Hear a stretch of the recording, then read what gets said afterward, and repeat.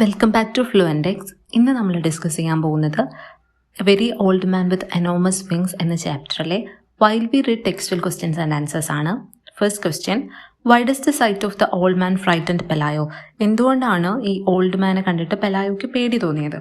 പെലായോ was frightened because the old man had enormous wings. എന്താണ് old മാന് enormous ആയിട്ടുള്ള വലിയ വിങ്സ് ഉള്ളത് കൊണ്ടാണ് പെലായോയ്ക്ക് കണ്ടിട്ട് പേടിയായത്. അതൊരു അതർ വേൾഡ് എന്നുള്ള ക്രീച്ചറിനെ പോലെ തോന്നി. ഇയാൾക്ക് കണ്ടിട്ട് സാധാരണ മനുഷ്യന്മാർക്ക് ചിറകുണ്ടാവാറില്ലല്ലോ, അപ്പോൾ ഇത് വേറെ ഏതോ ലോകത്തുനിന്ന് വന്നിട്ടുള്ള ഒരു ക്രീച്ചറാണെന്ന് പെലായോ പേടിക്കുകയാണ്. Why was the old man unable to get up? എന്തുകൊണ്ടാണ് ഈ ഓൾഡ് മാൻ എഴുന്നേൽക്കാൻ പറ്റാതെ വന്നത്? എന്തുകൊണ്ടാണ്? ഈ എനോമസ് വിങ്സ് കാരണമാണല്ലേ. എനോമസ് വിങ്സ് മഡിൽ എൻടാങ്കിൾ ചെയ്ത് കിടക്കുകയായിരുന്നു, അതായത് ചളി മൂടി കിടക്കുകയാണ്. അതുകൊണ്ട് അതിൻ്റെ ഒരു വെയിറ്റ് കാരണമാണ് നമ്മുടെ ഓൾഡ് മാൻ എഴുന്നേൽക്കാൻ പറ്റാതായത്. The couple consider the old man a lonely castaway. Why? ഇവിടെയുള്ള കപ്പിള് ഓൾഡ് മാനെ ഒരു ലോൺലി കാസ്റ്റവേ ആയിട്ട്, ഒരു ഷിപ്പ്റെക്കിൽ വന്നിട്ടുള്ള ഒരു സെയിലറായിട്ടാണ് കണക്കാക്കിയത്. എന്തുകൊണ്ടാണ്?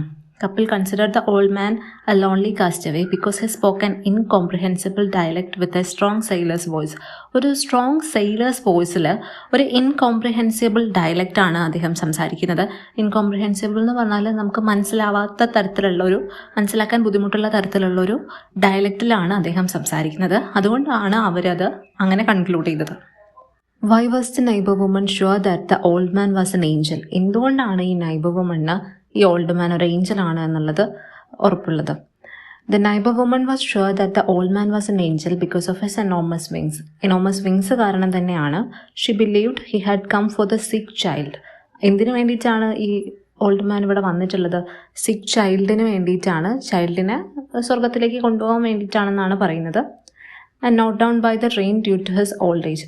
മഴയിൽ ഒന്നാമത് പ്രായമുള്ളതാണല്ലോ, അതുകൊണ്ട് പറക്കാൻ പറ്റാത്ത മഴ കാരണം താഴെ വീണതെന്നാണ് നമ്മുടെ നൈബർ വുമൺ പറയുന്നത്. Why did Pelayo arm himself with a club?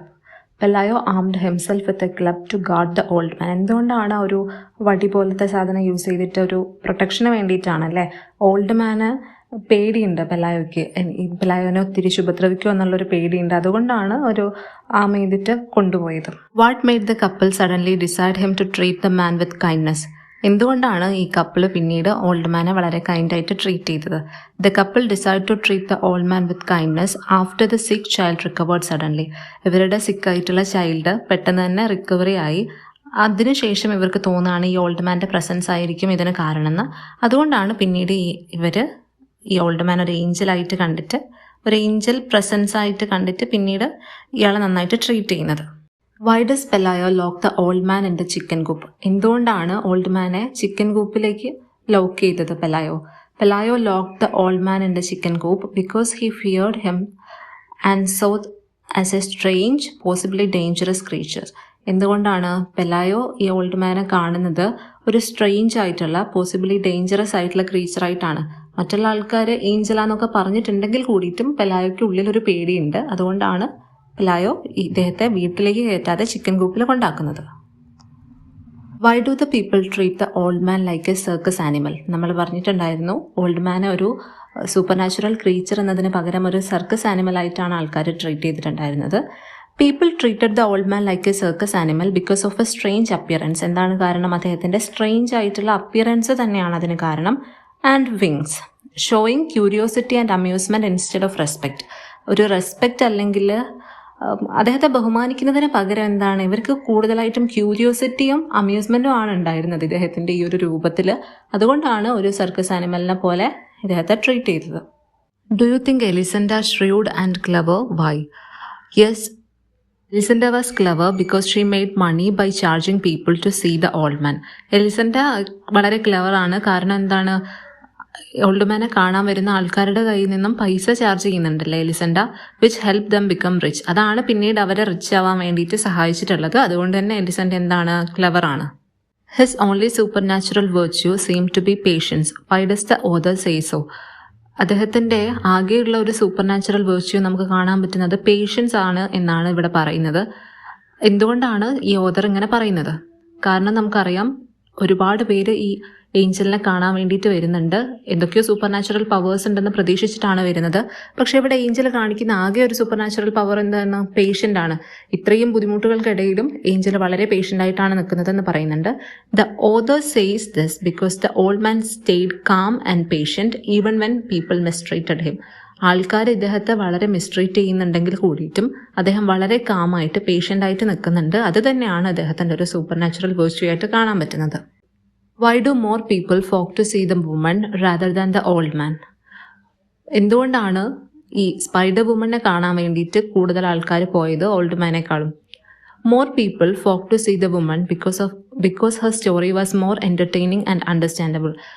ആ സ്പൈഡർ വുമൻ്റെ സ്റ്റോറി കുറച്ചുകൂടെ എൻ്റർടൈനിങ് ആണ്, അതുപോലെ തന്നെ കുറച്ചുകൂടെ അണ്ടർസ്റ്റാൻഡബിൾ ആണ്. ഇവിടെ ഓൾഡ് മാൻ്റെ കേസ് നോക്കുകയാണെങ്കിൽ വളരെ മിസ്റ്റീരിയസ് ആണ്. അദ്ദേഹത്തിൻ്റെ സംസാരമൊന്നും ആർക്കും മനസ്സിലാകുന്നില്ല, എങ്ങനെ ഇവിടെ എത്തി അതൊന്നും ആൾക്കാർക്ക് അറിയില്ല. പക്ഷേ സ്പൈഡർ വുമൻ്റെ കേസിലാണെങ്കിൽ ആ സ്റ്റോറി കുറച്ചുകൂടെ എൻ്റർടൈനിങ് ആണ്, അതുപോലെ തന്നെ അവർക്ക് മനസ്സിലാക്കാൻ പറ്റുന്നത് കൂടെയാണ്. She could talk and explain how she was turned into a spider. അവൾക്ക് സംസാരിക്കാൻ കഴിയുന്നുണ്ട്, അവൾ എങ്ങനെയാണ് ഈ സ്പൈഡറായി മാറിയതെന്നൊക്കെ അവൾ എക്സ്പ്ലെയിൻ ചെയ്യുന്നുണ്ട്. While the old man remind silent and mysterious. അപ്പോഴൊക്കെ നമ്മുടെ ഓൾഡ് മാൻ എന്താണ്? വളരെ സൈലന്റ് ആണ്. അതേപോലെ അദ്ദേഹത്തിൻ്റെ ബാക്ക്ഗ്രൗണ്ടൊന്നും ആർക്കറിയില്ല, വളരെ മിസ്റ്റീരിയസ് ആണ്. Why is the doctor surprised by the logic of the wings? എന്തുകൊണ്ടാണ് ഈ ഡോക്ടർ ഈ വിങ്സ് കണ്ടിട്ട് വളരെ സർപ്രൈസ്ഡ് ആയത്? The doctor is surprised by the logic of the wings because they seem natural and perfectly fit the old man's human body. എന്തുകൊണ്ടാണ്? അത് വളരെ natural ആയിട്ടാണ് കാണപ്പെടുന്നത്. അത് ഓൾഡ് മാൻ്റെ ആ ബോഡിയിൽ പെർഫെക്റ്റ്ലി സ്യൂട്ടും ആണ്. Making him to wonder why other people don't have wings too. അദ്ദേഹം പിന്നീട് ചിന്തിക്കുന്നത് എന്തുകൊണ്ടാണ് നമ്മളെപ്പോലുള്ള സാധാരണ ആൾക്കാർക്ക് ഈ വിങ്സ് ഇല്ലാത്തതെന്നാണ് പിന്നീട് ഡോക്ടർ ചിന്തിക്കുന്നത്. കാരണം ഈ വിങ്സിൻ്റെ ഫീച്ചേഴ്സ് ഒഴിച്ചു കഴിഞ്ഞാൽ ബാക്കി നമ്മുടെ ഈ ഓൾഡ് മാൻ സാധാ ഒരു മനുഷ്യൻ എങ്ങനെയാണോ ഉള്ളത് അതുപോലെയാണുള്ളത്. Why does Elisenda let out a sigh of relief?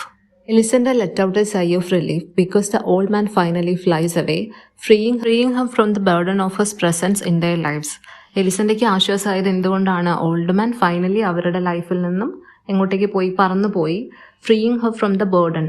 അവർക്കുണ്ടായിരുന്ന ഒരു ബേർഡൻ ഇല്ലാതായി. Of his presence in their life. അദ്ദേഹത്തിൻ്റെ ഒരു പ്രസൻസ് എന്തൊക്കെ സൗഭാഗ്യങ്ങൾ ഇവർക്ക് നൽകിയിട്ടുണ്ടെന്ന് പറഞ്ഞാലും അത് അവർക്കൊരു ബേർഡൻ തന്നെയാണ്. അദ്ദേഹം എല്ലാ കാലത്തും അവരുടെ വീട്ടിലുണ്ടാവുക എന്ന് പറഞ്ഞാൽ അത് അവർക്കൊരു ബേർഡൻ തന്നെയാണ്. പക്ഷേ ഇപ്പോൾ പറന്നു പോയതിന് ശേഷം അവർക്ക് ആ ബേർഡൻ ഒഴിവായി, അവർക്ക് നല്ല ആശ്വാസമാവാണ്. ഒക്കെയാണ് ഈ ചാപ്റ്ററിലെ while we read textual questions and answers. ഇനി അടുത്ത വീഡിയോയിൽ നമുക്ക് ലെറ്റ്സ് റിവൈൻഡ് ക്വസ്റ്റ്യൻസ് ഡിസ്കസ് ചെയ്യാം.